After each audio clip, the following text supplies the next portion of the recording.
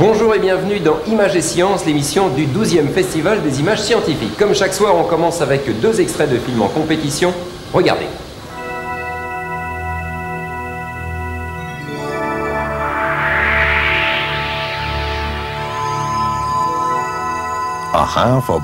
Voici un animal trouvé à l'état de fossile qui a 500 millions d'années et qui reprend vie. On lui a donné le nom d'Opabinia.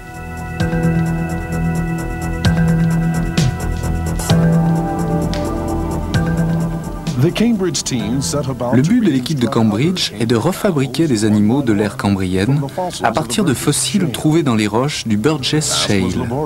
C'est un travail laborieux qui demande de longues recherches. Il a fallu plus de 3 ans pour retrouver la forme d'un seul animal. Petit à petit, on a pu rassembler tous les éléments nécessaires. Cette créature avait de longues épines, mais il était difficile de savoir quel était le haut ou quel était le bas. On lui a donné le nom d'Hallucigenia.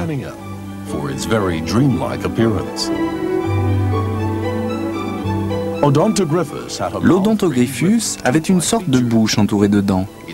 Son nom veut dire « puzzle de dents ». Mais de quoi et comment a-t-il pu se nourrir ?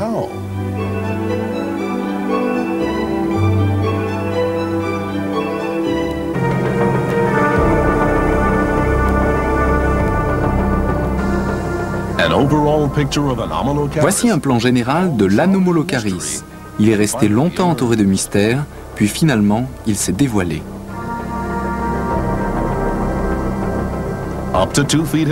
Il peut mesurer jusqu'à 2 pieds de long. C'était le plus grand animal cambrien.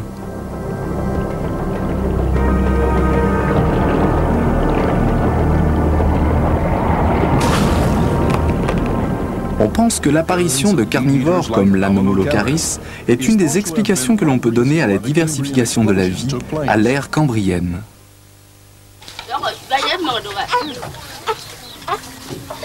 Vous pouvez regarder ces massages en disant on stimule le bébé, on essaye de lui faire de la gymnastique, on entre en interaction avec lui, etc. Mais les massages ne signifient pas ça du tout dans leur pensée. Dans leur pensée, c'est pas ça. C'est-à-dire que vous avez un bébé qui en fait est un ancêtre. Or, l'ancêtre est très très près du monde non culturel, on pourrait dire. Puisqu'il c'est le fondateur. C'est le fondateur, en fait, l'ancêtre. Donc, il est près du monde naturel, on pourrait dire les choses comme ça, du monde de la brousse, par exemple. Et alors, donc, le bébé, il va falloir le culturiser, on pourrait dire. Il arrive un peu brut comme ça. Donc, tous les massages qu'on fait pendant les 3 premiers mois servent précisément à le modeler, en fait, exactement comme si c'était une poterie brute. Alors, nous, on regarde, on dit « Ah, il le masse, c'est vachement sympa, etc. » En fait, la pensée qui l'accompagne, c'est pas on le masse, c'est on le façonne. On le façonne, parce qu'on a eu un bébé qui est arrivé. Mais nous, on veut pas un bébé, on veut un Wolof. Ou on veut un Yoruba. Et un Yoruba, ça se façonne de telle manière ou de telle autre. Parce qu'un bébé, on n'en a rien à faire.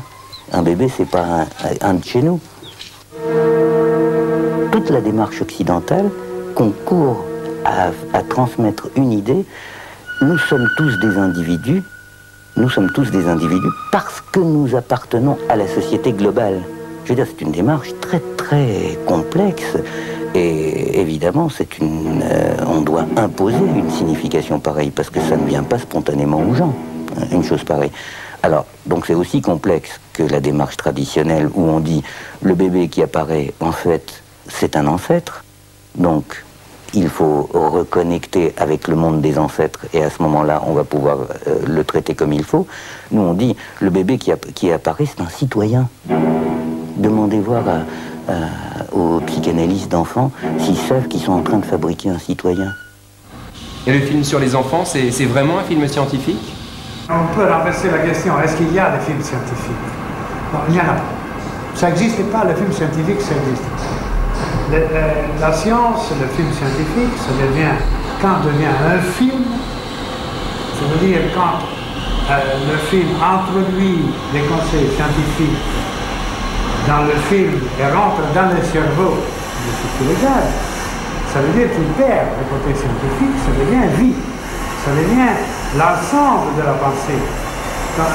C'est pas la science quelque chose à côté. La science, ça rentre dans la vie. Elle a été éloignée pendant des siècles de notre vie. Maintenant, quand la science rentre dans la pensée humaine, là, elle a sa place. Ça veut dire que un film scientifique, ça veut dire que un film scientifique, c'est quand il n'est plus scientifique. Quand c'est un film de la culture humaine.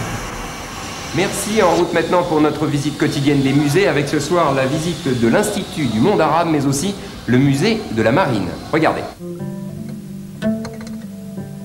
Au IXe siècle, c'est-à-dire dans les années 820, 830, 840, il y avait de grands monstres dans le monde. En Occident, il y avait Charlemagne, et en Orient, il y avait le fameux Haroun al-Rachid, qui a été tant chanté, sur lequel on a écrit les 1001 nuits. Bagdad, c'est le phare du monde arabe. C'est là que se trouve le calife, c'est-à-dire le commandeur des croyants, le chef de l'islam. C'est l'âge d'or de l'islam. Cette jeune civilisation est en train de réinventer la connaissance du monde. C'est le moment où Bagdad fait venir de tous les coins du monde accessible des livres. Il y a des dizaines et des dizaines de scripts, il y a des dizaines et des dizaines de traducteurs qui traduisent les trésors de l'Antiquité. C'est-à-dire qui récupèrent, comme ils peuvent, dans des échanges financiers avec Byzance, qui récupèrent la plupart des livres qu'ils peuvent trouver et qui sont tous les trésors de l'Antiquité gréco-latine.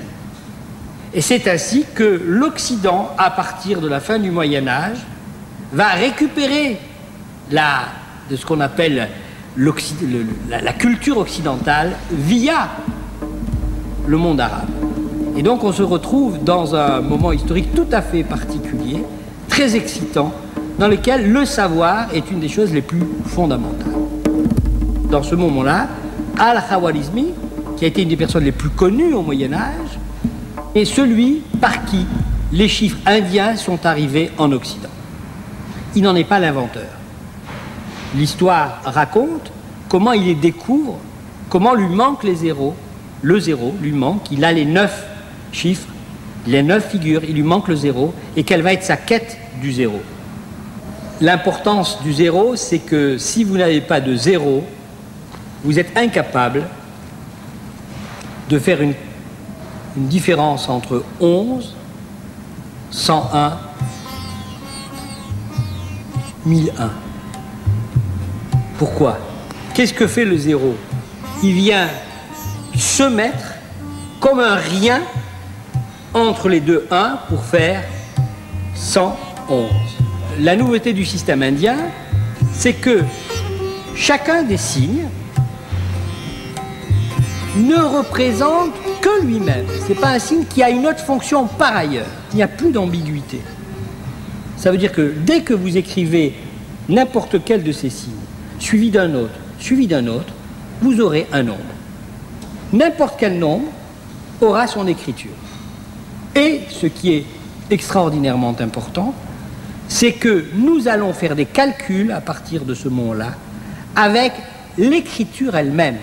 Avant, on avait des bouliers, on ne faisait pas les calculs avec les noms des choses, avec leur écriture, mais avec des mécanismes techniques, matériels, qui permettaient de faire les multiplications. C'est les bouliers, c'est les abacs, et tout un certain nombre de choses. Ça, c'est une révolution.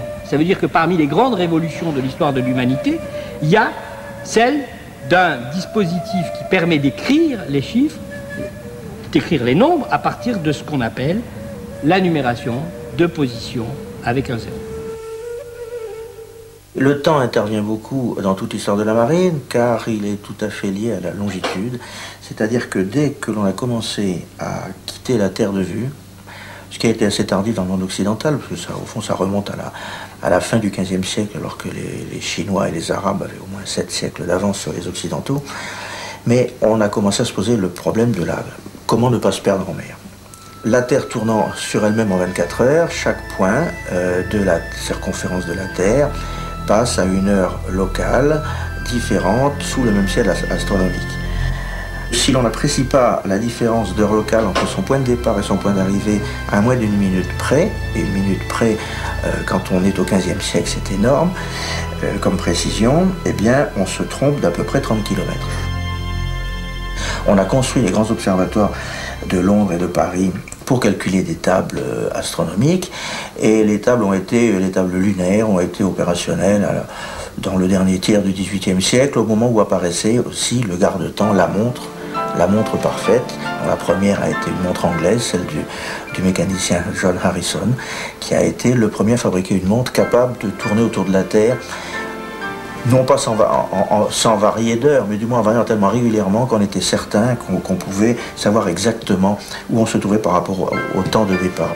Quand on lit les récits de ces navigateurs, quand on lit La Pérouse en particulier, ou quand on lit Cook, ils étaient enthousiastes. C'était la première fois dans l'histoire de la navigation qui était née chez nous au milieu du XVe siècle que l'on se situait de façon précise autour de la Terre. C'était une révolution intellectuelle.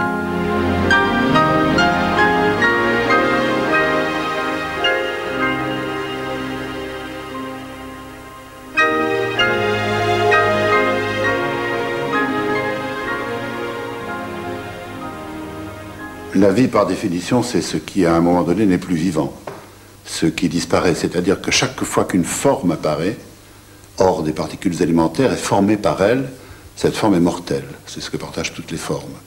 Et qu'il s'agisse de la vie d'un éphémère ou de la pyramide de Khéops, un jour, toutes les formes disparaîtront. Et je crois que c'est pour ça que nous attachons tellement, avec tant de sentiments, aux traces que nous pouvons laisser, surtout quand ces traces sont très anciennes. C'est comme si cela nous permettait de lutter contre l'inévitable effacement.